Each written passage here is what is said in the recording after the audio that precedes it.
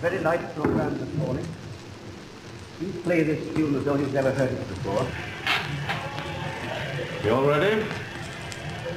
Right.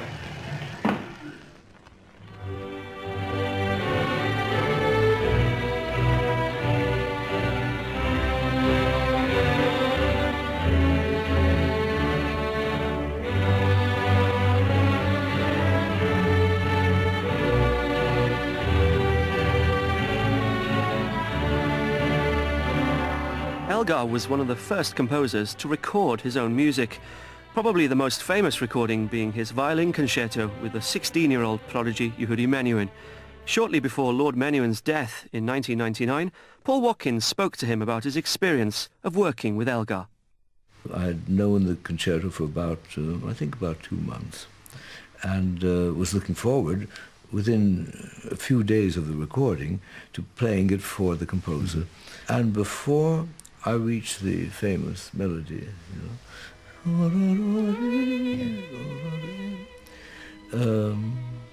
he stopped and said, "I know it'll be perfect. I have no worry at all, and I'm off to the races."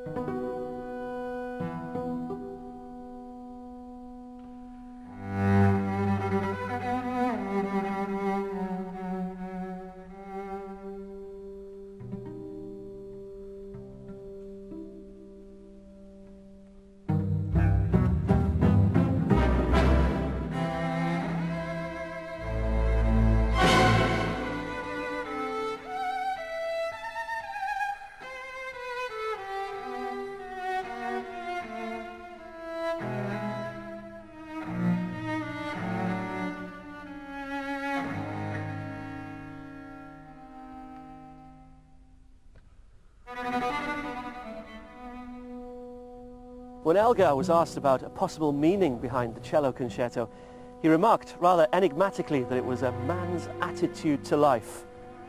So what does that mean then? What do we know about his life? Well, we know he was something of a loner, never happier than when he was walking and cycling in these hills. He's often mistaken for the typical Edwardian English gentleman, stiff upper lip and all, but that's only part of the picture.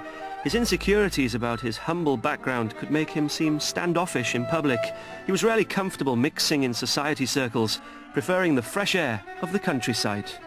But under that Edwardian exterior, he was deeply emotional and was horrified when his popular Pomp and Circumstance March, No. 1, written in 1901, was hijacked by the war effort and became the thundering patriotic anthem, Land of Hope and Glory. The words we hear every year at the last night of the proms are not Elgar's. They were added later.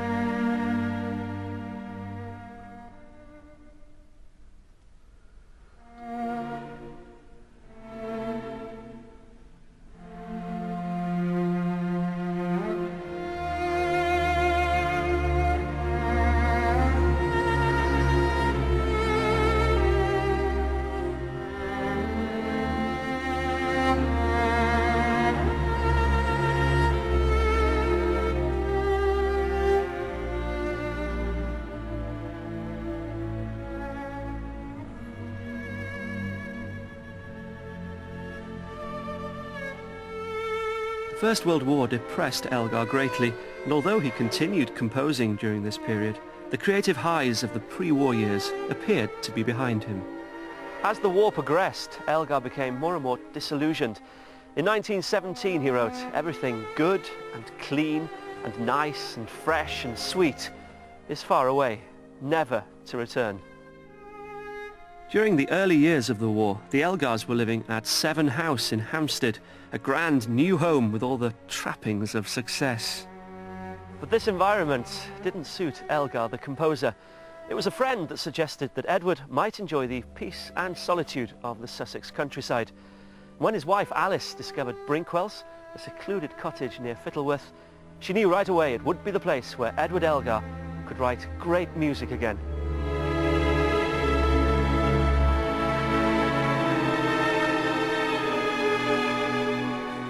Edward fell in love with the place immediately, and they moved there in 1917. It must have seemed a world away from the lavish London lifestyle they were used to and the horrors that were unfolding across the Channel.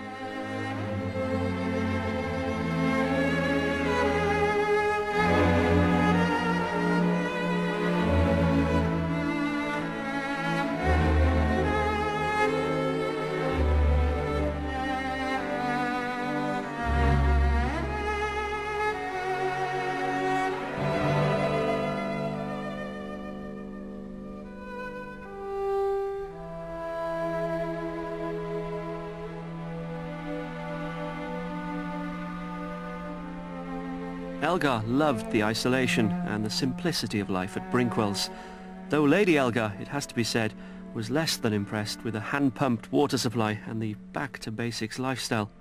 But she was thrilled that her husband was writing wonderful new music.